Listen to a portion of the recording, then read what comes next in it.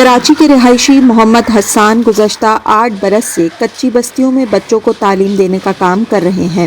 ان کے اس چھوٹے سے اسکول میں ہر برس ضرورت مند خاندانوں کو رمضان میں راشن دینے کا کام اس مہینے کے آغاز سے قبل ہی ہو جاتا تھا، لیکن اس برس مخیر حضرات کی جانب سے ملنے والی رقم میں تاخیر اور کمی نے ضرورت کی اشیاء کی تعداد کو بھی کم کر دیا ہے۔ ابھی ہماری جو ترتیب ہے 200 بیگز ہم لوگ فراہم کر رہے ہوتے ہیں ہر سال۔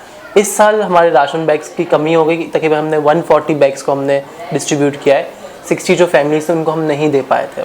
جو زکوٰۃ نکالنے والے تھے اس دفعہ انہوں نے زکوٰۃ نکال نہیں پائے، اور ایک جو طبقہ تھا جو کہ ڈونیٹ کرتا تھا وہ اب نہیں کر پا رہا، کیونکہ جس طرح مہنگائی بڑھ چکی، پیٹرول پرائسز بڑھ چکی، اور دوسرا جو راشن کے آئٹمس کی بھی جو پرائسز بڑھ گئی، تو لوگ اس دفعہ نہیں کر سکے۔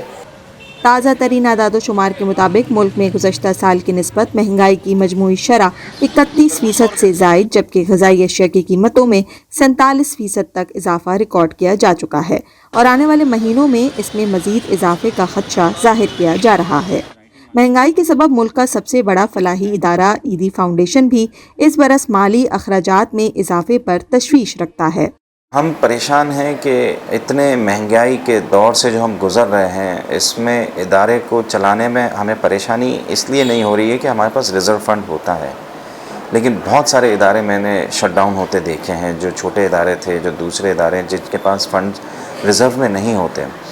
ہم اپنے آپ کو چلائیں گے تو صحیح، لیکن ہمارا جو ریزرو تھا وہ آٹومیٹکلی آدھا ہو گیا۔ وہ لوگ جو کبھی نہیں آتے تھے وہ لوگ بھی آ رہے ہیں، تو اس وقت ہر گھر میں اس وقت میں سمجھ رہا ہوں مڈل کلاس تو پریشانی میں ہے ہی ہیں، وہ تو چلو گزر بسر کر لے گی، لیکن ورکنگ کلاس کے ہر گھر میں اس وقت بھوک ناچ رہی ہے۔ شہر میں پرتکلف سحر و افطار متعارف کروانے والے ظفر عباس اس رمضان کو لوگوں کے لیے معاشی آزمائش قرار دیتے ہیں۔ ان کے مطابق اب ضرورت مند زیادہ اور عطیات دینے والے انتہائی کم ہو چکے ہیں۔ کووڈ جیسے ٹائم پر ہمارے ادارے JDC نے ڈیلی 35,000 بورے راشن بانٹا 4 مہینے 10 دن تک، کہ مسجد، مندر، گردوارے، چرچ کا لیٹر ہیڈ لاؤ، جتنا مانگو گے لے جاؤ۔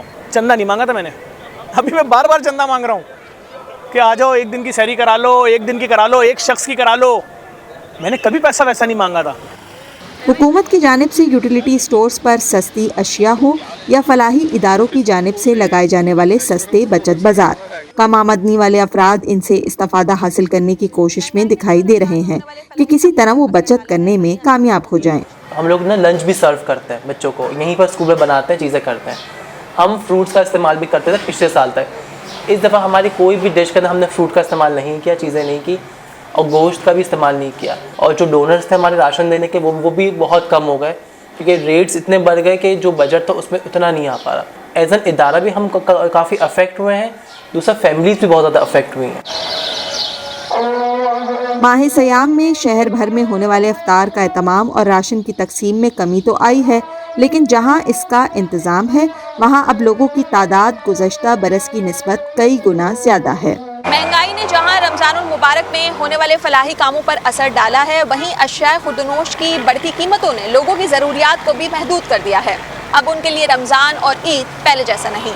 اب ایک عام آدمی اس فکر میں جی رہا ہے کہ آنے والے وقت میں اس کے خاندان پر معاشی طور پر مزید کتنا بوجھ پڑے گا، اور کیا وہ اس بوجھ کو سہ بھی پائے گا یا نہیں۔ کیمرامین خلیل احمد کے ساتھ Sidra Dar, voice of America, Karachi.